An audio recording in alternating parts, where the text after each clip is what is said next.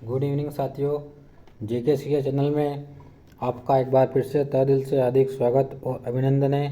आज हम रीट के महत्वपूर्ण टॉपिक राजस्थान में कृषि विपणन के बारे में अध्ययन करेंगे। तो चलिए शुरुआत करने से पहले प्लीज़ अगर आप चैनल पर नए हो तो चैनल को प्लीज़ अधिक से अधिक लाइक करें और सब्सक्राइब और शेयर अधिक से अधिक शेयर ज़रूर करें, ताकि आने वाले और भी हम वीडियो इस प्रकार बनाते रहें आपके लिए।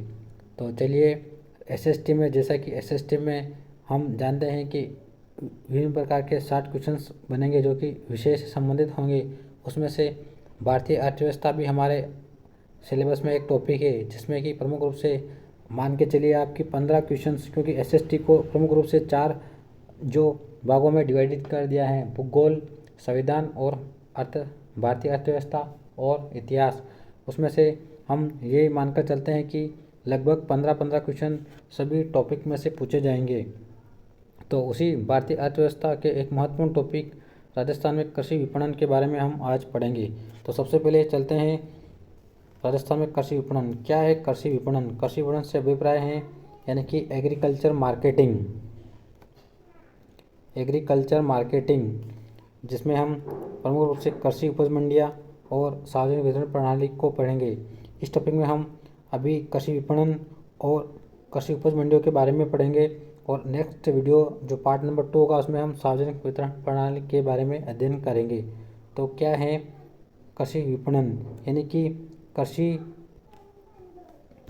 विपणन से अभिप्राय है, कृषि विपणन के अंतर्गत वे सभी सेवाएं आ जाती हैं जो कृषि उपज को खेत से लेकर उपभोक्ता तक पहुंचाने में सहायता करनी पड़ती हैं। जैसे कि खेती में बीज बोना, दवाई छिड़कना, कृषि कटाई मशीन आदि, ये सारी की सारी जितनी भी सेवाएं हैं सारी की सारी कृषि विपणन के अंतर्गत आती हैं।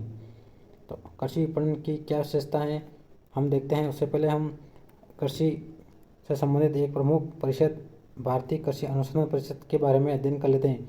भारतीय कृषि अनुसंधान परिषद यह रॉयल कमीशन की सिफारिश पर सोसाइटी पंजीकरण एक्ट 1860 के तहत 26 जुलाई 1929 को इस परिषद की स्थापना की गई थी। इसे 1965 और 1976 में इस परिषद का पुनर्गठन किया गया। और इसी प्रकार राजस्थान में कृषि से संबंधित एक और बोर्ड राजस्थान राज्य विपणन बोर्ड बना हुआ है, जो कि 1954 में इसकी स्थापना की गई थी। यह स्थापना से ही कृषि विपणन के विकास के कार्यों में समर्पित है। यह राजस्थान राज्य कृषि विपणन बोर्ड जो है वह राजस्थान कृषि विपणन के विकास कार्यों में समर्पित है। हम चलते हैं कृषि विपणन की क्या विशेषता है। कृषि विपणन की विशेषता पढ़ लेते हैं। कृषि विपणन क्या है? मध्यस्थ कृषि विपणन की विशेषता यह है कि मध्यस्थ एजेंटों यानी कि जो भी बिचौलियों से विक्रेताओं की संख्या को कम से कम करना, यानी कि जो किसान जो उपज मंडी में कोई भी अपनी सामग्री बेचता है तो उससे पहले हम विभिन्न प्रकार के बिचौलियों से बचाना ही कृषि विपणन की एक प्रमुख विशेषता है। दूसरी है कृषि उत्पादों के संग्रह करने के लिए भंडारकों का जो भंडार गृह होते हैं उनका उचित प्रबंधन करना। और विपणन तीसरा है विपणन प्रणाली में किसानों के हित के साथ साथ उपभोक्ता के हितों को भी सुरक्षा देना आदि विभिन्न कृषि विपणन के महत्वपूर्ण कार्य हैं। तो हमने यहाँ देखिए कृषि विपणन की प्रमुख विशेषता जानी है। बिचौलियों एजेंटों की संख्या को कम करना और कृषि उत्पादों के संग्रह के लिए भंडारों के उचित प्रबंध करना और कृषि विपणन में किसानों के हितों के साथ उपभोक्ताओं के हितों की सुरक्षा करना आदि प्रमुख रूप से हमने 3 जो है कृषि विपणन की विशेषता पढ़ी है। आगे हम देखते हैं कि कृषि उपज मंडी अधिनियम 1961। क्या है कृषि उपज मंडी 1961? यह अधिनियम सरकारी अधिसूचना में कृषि उपज मंडी अधिनियम विपणन अधिनियम 1961 के नाम से जाना जाता है। यानी कि कृषि उपज मंडी अधिनियम जो है वह कृषि विपणन के नाम से जाना जाता है। कृषि उपज मंडी, अब हम पढ़ेंगे कृषि उपज मंडी। किसानों की कृषि उपज के भंडारण और विक्रय के लिए निर्मित चुने हुए कृषकों की सरकार द्वारा भी पोषित स्वायत्त समिति है। राजस्थान में कुल लगभग 25 कृषि उपज मंडियाँ हैं। कृषि उपज मंडियाँ गौण रूप से मुख्य रूप से 25 मंडियाँ, जबकि अन्य और भी कई मंडियाँ हैं। अन्य पार्क और मंडियाँ पढ़ लेते हैं। राजस्थान का प्रथम मसाला पार्क तो ओसिया जोधपुर में, जो कि स्थापना 1912 में की गई थी। दूसरा, राजस्थान का सेकंड मसाला पार्क देखिए रामगंज मंडी कोटा, मसाला मंडी जालोर, मार्बल मंडी किशनगढ़ अजमेर, हर्बल पार्क कोटा, पुष्प पार्क खुशखेड़ा अलवर।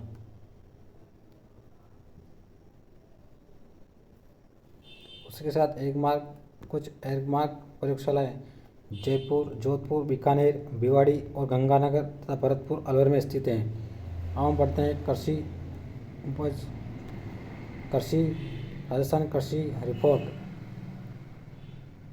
राजस्थान कृषि रिपोर्ट 2021-22। कृषि एवं संबंध क्षेत्र सकल राज्य वर्धन, यानी कि जिस प्रकार जीएसटी होता है उसी प्रकार राज्य का जीएसवी यानी कि सकल राज्य मूल्य वर्धन सकल राज्य मूल्य वर्धन आधार वर्ष 2011-12 के अनुसार तथा प्रचलित मूल्य के अनुसार। आधार वर्ष 2011-12 के अनुसार 1.95 लाख करोड़ हैं, जो कि 6 वृद्धि हुई तो 6.97% की वृद्धि हुई। वही प्रचलित मूल्य पर 3.37 लाख करोड़ और वृद्धि देखिए तो 13.12%। इस प्रकार प्रचलित मूल्य की दर जो है वह हमेशा की अपेक्षा आधार वर्ष का मान कम होता है, यानी कि यहाँ आप देखेंगे प्रचलित मूल्य की अपेक्षा आधार वर्ष का जो मूल्य है वह कम होता है। प्रचलित मूल्य 13.12% है, जबकि आधार वर्ष 6.97% हैं। इस प्रकार प्रचलित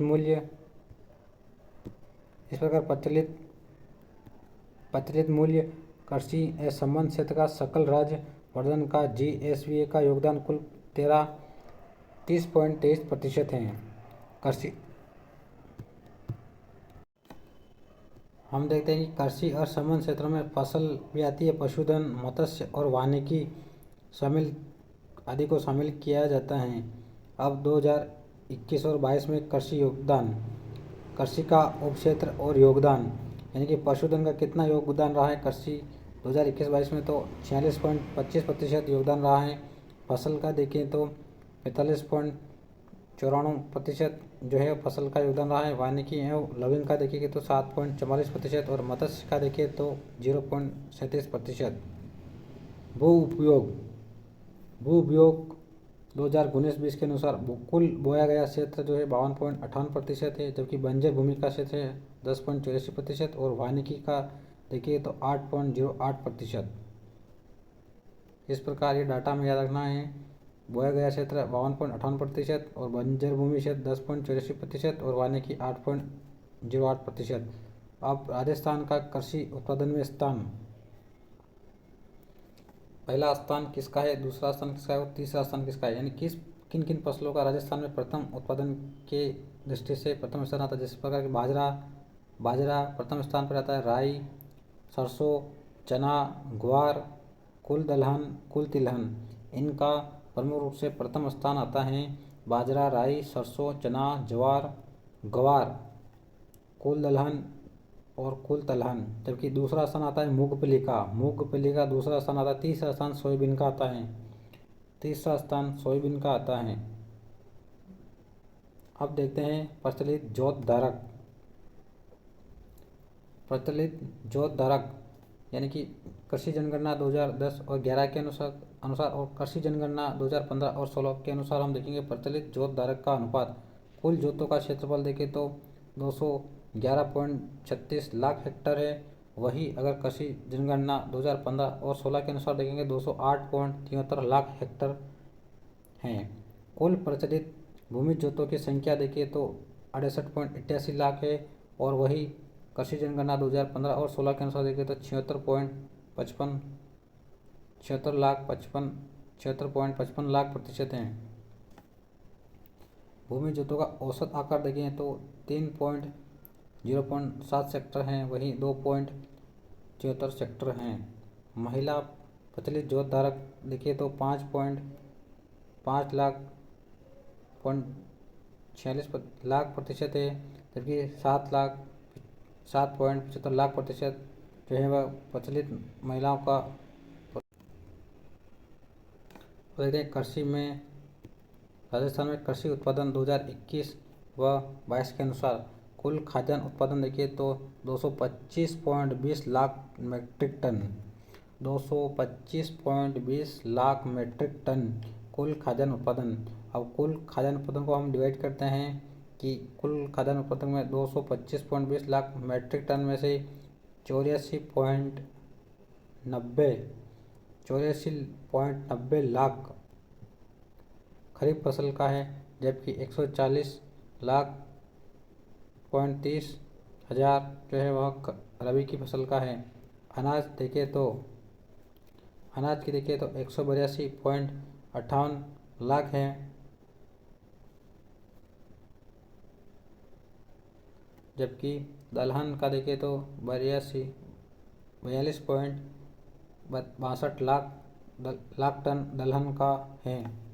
तिलहन उत्पादन देखिए तो 92.4 लाख मीट्रिक टन जो है तिलहन उत्पादन का है, जबकि गन्ना उत्पादन की दृष्टि के 2.47 लाख मीट्रिक टन गन्ना उत्पादन है। कपास उत्पादन देखिए तो 23.31 लाख गांठे, यानी कि कपास को गांठों में बांधा जाता है, इसकी गणना गांठों में की जाती है। हम देखते हैं कृषि उपज मंडियाँ। कृषि उपज मंडियाँ प्रमुख रूप से कृषि उपज मंडियाँ कीनू मंडी गंगानगर में स्थित हैं, मूंगफली मंडी बीकानेर में स्थित हैं, ईसबगोल मंडी बीनवाल जालौर में स्थित हैं, लघु वन उपज मंडी उदयपुर सविना में स्थित है, अजवाइन मंडी कपासन चित्तौड़ में स्थित है, धनिया मंडी रामगंज मंडी कोटा में स्थित है, संतरा मंडी भवानी मंडी झालावाड़ में स्थित है,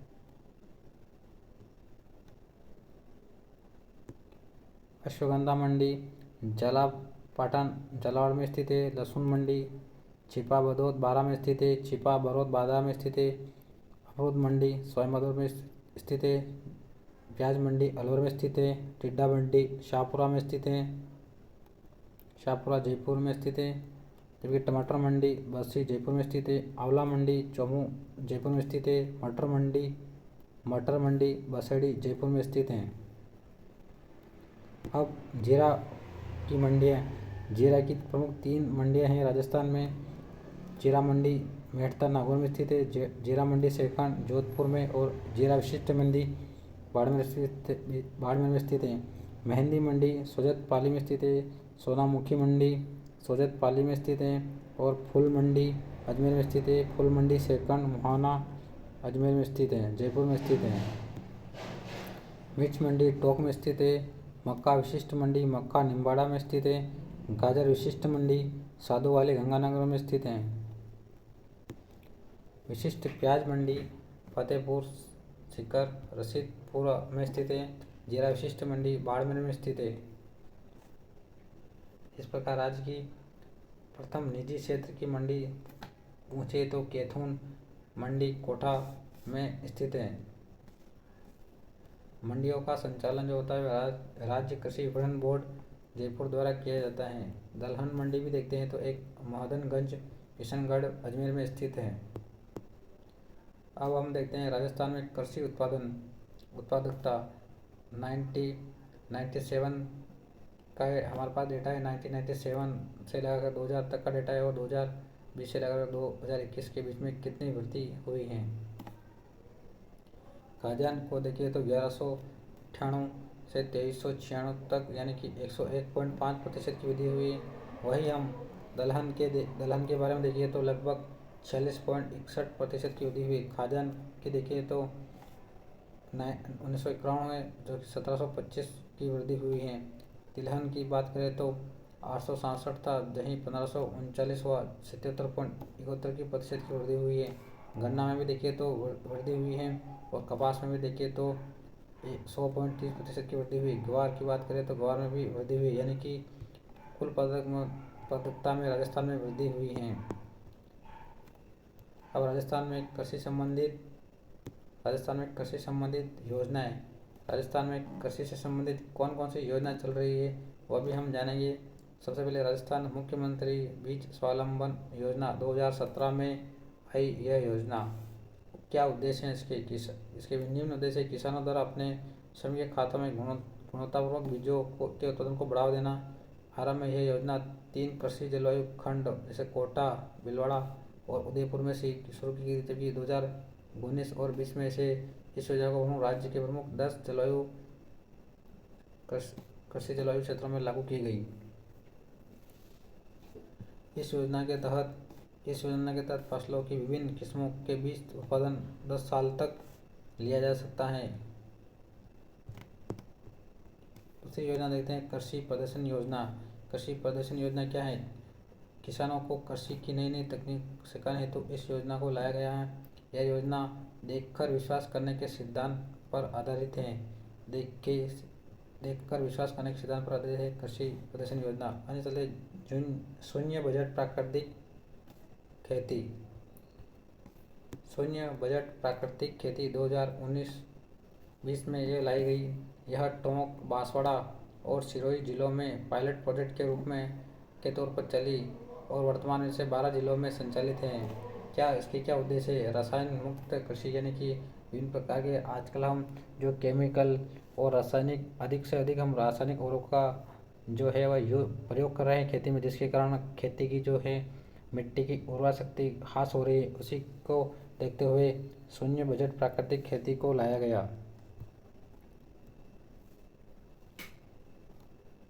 राजस्थान में शून्य बजट प्राकृतिक खेती कार्यक्रम जो है वह आंध्र प्रदेश मॉडल पर आधारित संचालित किया जा रहा है। अगला है राजस्थान कृषि प्रतिस्पर्धा योजना CRACP। राजस्थान कृषि प्रतिस्पर्धात्मक योजना। राजस्थान कृषि प्रतिस्पर्धात्मक योजना उद्देश्य क्या? इसके उद्देश्य: कृषि उत्पादन एवं उत्पादकता को बढ़ाना, यानी कि कृषि उत्पादन को अधिक से अधिक बढ़ाना और कृषकों की आय में वृद्धि करना, किसानों की आय में वृद्धि करना, जलवायु प्रतिरोध क्षमता युक्त कृषि का विकास करना, कृषि में सिंचाई जल के उपयोग को कम करने एवं कृषि उत्पादनों के प्रसंस्करण को बढ़ावा देना आदि उद्देश्य हैं। और यह विश्व बैंक द्वारा वित्त पोषित है और यह राज्य के 17 जिलों में संचालित है।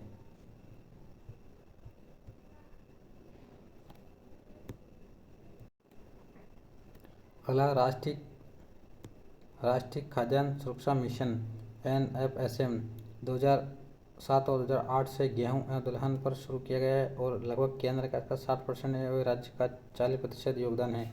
राष्ट्रीय खाद्य सुरक्षा मिशन यह इसके दूसरे चरण NFSM का ही न्यूट्रिशियल मिशन जो कि 2018-19 से शुरू किया गया और NFSM इसका तीसरा मिशन तिलहन एवं ऑयल फॉर्म मिशन जो कि यह भी इसके बाद शुरू किया गया था, 2018-19 के बाद शुरू किया गया था, जिसका केंद्र और राज्य का 60.40% है। इन तीनों NFSM चरणों के निम्न उद्देश्य हैं: प्रमाणित बीज का वितरण एवं उत्पादन करना, उत्पादन तकनीक में सुधार करना, जैव उर्वरकों को बढ़ावा देना और सूक्ष्म तत्वों का उपयोग करना, समन्वित कीट प्रबंधन एवं कृषक को प्रशिक्षण देना आदि इसके उद्देश्य हैं। अगला है राष्ट्रीय कृषि विस्तार एवं तकनीक मिशन। राष्ट्रीय कृषि विस्तार एवं तकनीकी मिशन क्या इसके उद्देश्य हैं? कृषि विस्तार का पुनर्गठन एवं सशक्तिकरण करना, जिससे किसानों को उचित तकनीक और उचित विज्ञान की अच्छी पद्धतियों का हस्तांतरण किया जा सके। इसका प्रमुख उद्देश्य केंद्र का 60% और राज्य का 40% इसमें योगदान है। इस मिशन के अंतर्गत 4 उप मिशन शामिल है। देखिए, कृषि विस्तार पर उप मिशन, दूसरा बीज रोपण सामग्री पर उप मिशन, तीसरा कृषि यंत्रीकरण पर उप मिशन और चौथा कृषि में राष्ट्रीय ई-गवर्नेंस प्लान। ये सारे जो है वो इस मिशन के उप मिशन में शामिल हैं।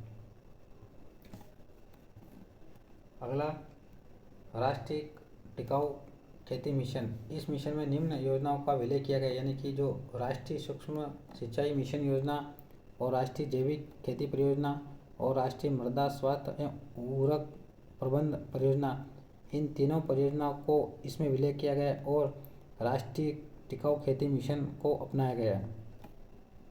इस केंद्र और राज्य का जो प्रतिशत है 60/40 है। राष्ट्रीय टिकाऊ खेती मिशन के अंतर्गत 4 उप मिशन शामिल किए गए हैं। वर्षा आधारित क्षेत्र विकास, मृदा स्वास्थ्य प्रबंध एवं मृदा स्वास्थ्य कार्ड और परंपरागत कृषि विकास योजना और कृषि वानिकी पर उप मिशन। यह मिशन 2017-18 से शुरू हुआ था, यानी कि तीनों मिशन पहले स्टार्ट हुए थे, जबकि कृषि वानिकी पर उप मिशन यह 2017-18 से शुरू हुआ था। अगला है प्रधानमंत्री फसल बीमा योजना 2016। क्या इसके उद्देश्य है? प्राकृतिक आपदा के कारण होने वाले फसल को बीमा कवर करना ही फसल बीमा के उद्देश्य हैं। इसमें प्रीमियम राशि के तहत रबी फसल के लिए 1.5% जो है बीमा दिया जाता है, वही खरीफ फसल का जितना भी बीमा होता है उसका 2% दिया जाता है, जबकि वाणिज्य और बागवानी के लिए 5% का बीमा दिया जाता है। राज्य में प्रीमियम अनुदान और फसल कटाई प्रयोगों के संचालन हेतु प्रोत्साहन राशि के भुगतान हेतु राज्य निधि योजना बनी हुई है, जिसके तहत प्रीमियम राशि का भुगतान किया जाता है। तो आज के लिए इतना ही, दीजिए इजाज़त। अगला वीडियो हम जल्दी लेके आएंगे। नेक्स्ट पार्ट 2 सार्वजनिक वितरण प्रणाली के बारे में लेके आएंगे। तो दोस्तों, आशा और उम्मीद करता हूँ कि आपको वीडियो कुछ समझ में आया होगा। तो आज के लिए इतना ही, दीजिए इजाज़त। धन्यवाद। जय हिंद।